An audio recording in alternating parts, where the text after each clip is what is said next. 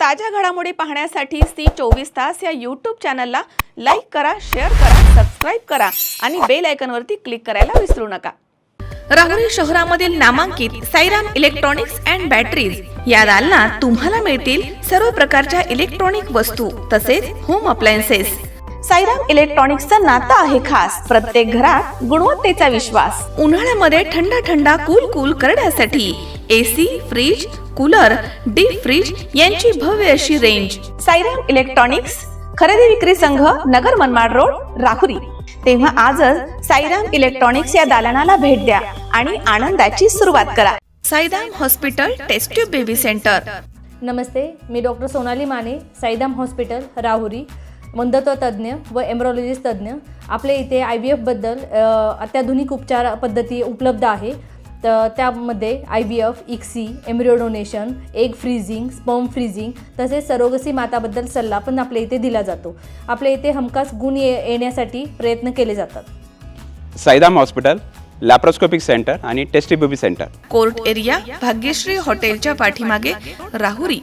पाठदुखी, कंबरदुखी, खांदादुखी, सांधेदुखी तसंच मणक्याच्या आणि पॅरालिसिस आजारांपासून डॉक्टरकडे जाऊन वैतागले आहात का? तर आहे ना राहुरीमध्ये आयुर्वेदिक खात्रीशीर उपचार। Doctor Melavane hospital and spines care therapy center, Rahuri bus stand समोर। डॉक्टर केतन धनंजय मेळवणे, संपर्क 9890 42 52 40। 25 वर्षाची परंपरा, डॉक्टर मेळवणे हॉस्पिटल। धर्मवीर छत्रपती संभाजी महाराज यांच्या स्मरणार्थ बलिदान सप्ताहाचं आयोजन श्रीगोंदा तालुक्यातील पेडगाव इथे धर्मवीर गडावरती उत्साहात करण्यात आलं। धर्मवीर श्री छत्रपती संभाजी महाराज बलिदान सप्ताह समितीच्या वतीनं आयोजित या कार्यक्रमात विविध उपक्रमांनी वातावरण अगदी भारावून गेलं होतं। सप्ताहाच्या दरम्यान व्याख्यान, कीर्तन, पोवाडा तसेच रक्तदान शिबिर यासारखे सामाजिक आणि प्रेरणादायी कार्यक्रम घेण्यात आले। मंगळवारी संध्याकाळी धर्मवीर संभाजी महाराजांना श्रद्धांजली अर्पण करण्यासाठी मूक पदयात्रा काढण्यात आली। पदयात्रेमध्ये हजारो शंभू भक्तांनी उत्स्फूर्त असा सहभाग नोंदवलाय। कार्यक्रमामध्ये बोलताना हरिभक्तपरायण मनोहर मामा भोसले यांनी म्हटलंय की समितीनं सुरू केलेल्या या बलिदान सप्ताहाला तरुणाई आणि शंभू भक्तांचा मोठा प्रतिसाद मिळतोय। आज लावलेलं हे छोटंसं बीज भविष्यामध्ये वटवृक्षामध्ये रूपांतरित होईल। हिंदू समाज एकत्र यावा आणि त्यांच्यावरती येणाऱ्या संकटांचा सामना करता यावा, यासाठी पूर्वीच्या राजा महाराजांनी दिलेली प्रेरणा प्रत्येकाच्या मनामध्ये रुजवण्याच्या उद्देशानं हा उपक्रम राबवला जात आहे, असं त्यांनी स्पष्ट केलं।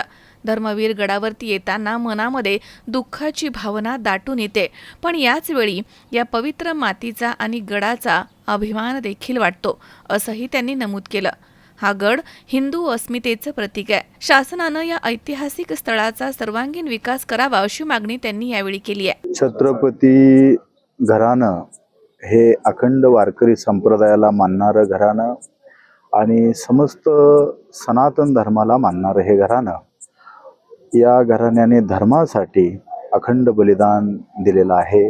आणि त्या भूमीमध्ये, ज्या भूमीमध्ये महाराजांचं रक्त सांडलं गेलं, अशा भूमीमध्ये एक भक्ती आणि शक्तीचं संगम साधून आम्ही या ठिकाणी जे बलिदान सप्ताह समिती स्थापन करून या ठिकाणी जो सप्ताहाचा कार्यक्रम आयोजन केलेला आहे, याच्यामध्ये विविध पोवाडे, महाराजांच्या शौर्यगाथा, कीर्तनाच्या माध्यमातून, पोवाड्याच्या माध्यमातून जो हा कार्यक्रम चालू आहे, या कार्यक्रमासाठी प्रचंड साथ मिळत आहे तरुणांची। आणि ह्या तरुणांची अशी साथ, एकता या महाराजांच्या माध्यमातून, छत्रपती संभाजी महाराजांच्या माध्यमातून जो हिंदू एकवटला जातोय, हा येणारा काळ, हा येणारा हिंदुस्थान सनातनी होऊन जाण्यासाठी एक प्रेरणादायी बनेल अशी मला खात्री आहे। म्हणून हा बलिदान सप्ताह समिती आम्ही गेल्या वर्षी सुरू केली। या समितीला प्रचंड प्रेम आणि उत्साह दिसून येत आहे। हा लावलेले उल्लस रोप अखंड वटवृक्ष होऊन जावा, हीच महाराजांच्या चरणी प्रार्थना आहे। आई भवानीच्या चरणी प्रार्थना आहे की याला साथ दे, यश दे, कीर्ती दे। एक हिंदू एकत्र यावा, येणारं जे संकट हिंदू धर्मावरती, सनातन धर्मावरती जी वेळोवेळी आघात होतोय, आणि याच्यासाठी पूर्वीच्या राजांनी जी आपल्याला प्रेरणा दिली आहे, ही प्रेरणा प्रत्येकाच्या मनात बिंबवावी, हे भाव मनात उत्पन्न झाला। आणि राजसत्तेबरोबर धर्मसत्ता ही चालत असते. राजसत्तेबरोबर धर्मसत्ता ज्यावेळेस साथ देते त्यावेळेस सगळा समस्त सनातन धर्म एकत्र होतो आणि एक परिवर्तन घडवून देतो.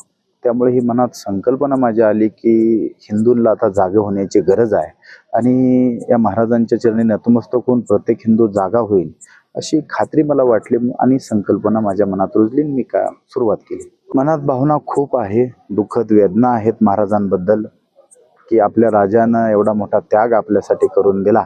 धर्मासाठी जो आपल्या प्राणाची आहुती या ठिकाणी दिली. एक मनामध्ये दुःखद वेदना आहे आणि याचं प्रत्येक हिंदूच्या मनात भाव आहे. पण याच्यासाठी शासनानेही थोडंसं पुढे यावं आणि या गडाचा विकास व्हावा, या हिंदूंसाठी एक प्रतीक बनावं. हा गड म्हणजे हिंदूंचे एक अस्मितेचा विषय आहे, याच्याकडे ते लक्ष देणं गरजेचं आहे. बघू, शासन याच्यासाठी प्रयत्न करत राहील अशी मला खात्री आहे. बरोबर आहे. श्री सद्गुरू मनोहर मामा भोसले यांच्या माध्यमातून ही बलिदान सप्ताह समिती स्थापन केलेली ही 2 वर्षापूर्वी म्हणजे गेल्या वर्षी स्थापन केलेली आहे. गेल्या वर्षीचा हा मोठा कार्यक्रम झाला, ह्या वर्षी हा मोठा कार्यक्रम झालेला आहे आणि या कार्यक्रमामध्ये शिवव्याख्याते, पवाडे, रक्तदान शिबिर, वृक्षारोपण अनेक या ठिकाणी कार्यक्रम आणि मुख पदयात्रा संभाजी महाराजांची कधीही अंत्ययात्रा निघलेली नव्हती. संभाजी महाराजांची ती मुख पदयात्रा या गावामध्ये लाखोच्या संख्येने शिवशंभू भक्त काढत आहेत.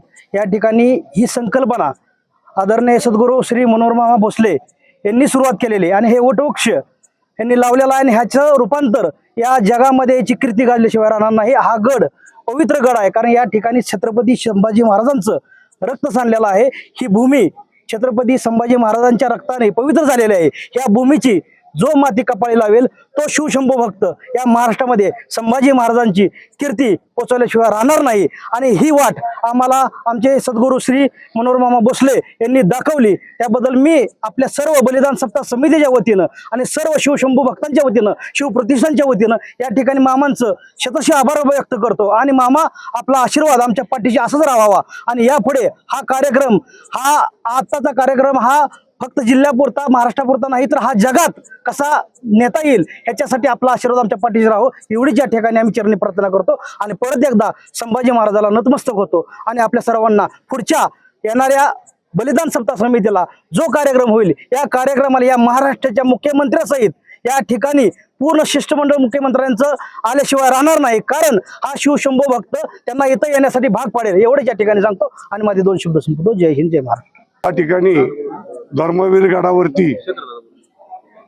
जो मामांनी कार्यक्रम चालू केलाय, खरोखर जनातल्या देवस्थानाला कोणी बसतं पण वनातल्याला कोणी पाहत नाही. जो वनातली भक्ती करतो त्या देवळामध्ये जो वात लावतो तो खरा भक्त असतो. तशाप्रमाणे आज ह्या धर्मवीर गडाची अवस्था इतकी वाईट आहे तरी पण मामांनी या ठिकाणी जो कार्यक्रम सप्त्याचा चालू केला सप्तारूपानं, तर ज्यावेळेस औरंगजेबाने संभाजी महाराजांना ज्यावेळेस पकडलं संगमेश्वरला 1 फेब्रुवारी 1689 पकडलं आणि या ठिकाणी संभाजी महाराजांना औरंगजेबासमोर उभं केलं, तो हीच जागा ह्या भूमीमधून संभाजी महाराजांच्या हाल अपेष्टा करायला सुरुवात झाली. इथं संभाजी महाराजांचं रक्त सांडलेलं आहे. खरोखर ही भूमी इतकी पवित्र आहे. इथली माती आता माझ्या अगोदर सांगताना यांनी सांगितलं ती पवित्र आहे. तर ती पवित्र भूमी नक्कीच इथल्या सर्व हिंदू तरुणांना चांगली प्रेरणा देईल अशा पद्धतीचा मामांनी आता या ठिकाणी कार्यक्रम चालू केलेला आहे. पुढच्या काळामध्ये तरुण चांगल्या पद्धतीने जागा होईल आणि जे देशापुढं आवासून जे संकट उभं आहे ते संकट परतून लावायला सक्षम होईल एवढं निश्चित याच्यापूर्ण अपेक्षा ठेवायला काय हरकत नाही. सुहास कुलकर्णी, C24 तास, श्रीगोंदा. कॉंग्रॅच्युलेशन्स वहिनी, बाळ झाल्याबद्दल. पण मी ऐकलंय डिलिव्हरी फार क्रिटिकल होती. आता ठीक आहे ना सगळं? अगं होता थोडा प्रॉब्लेम, पण स्त्रियांच्या आरोग्याची संपूर्ण काळजी घेणारं मातृसेवा होतं ना साथीला. सगळं सुरळीत झालं. किशोर वयापासून ते रजोनिवृत्तीपर्यंत स्त्रीच्या आरोग्याची संपूर्ण काळजी घेणारं अहमदनगरमधील पहिलं स्त्री रुग्णालय Matruseva women's hospital, obstetric ICU. किशोरवयीन आणि विवाहपूर्व समुपदेशन, गरोदर माता तपासणी आणि प्रसूती, पहिल्या सिझेरियन नंतर नॉर्मल डिलिव्हरीची सोय. मातृसेवा विमेन्स हॉस्पिटल, सक्कर चौक, नवीन टिळक रोड, अहमदनगर. फोन 9850 20 0017.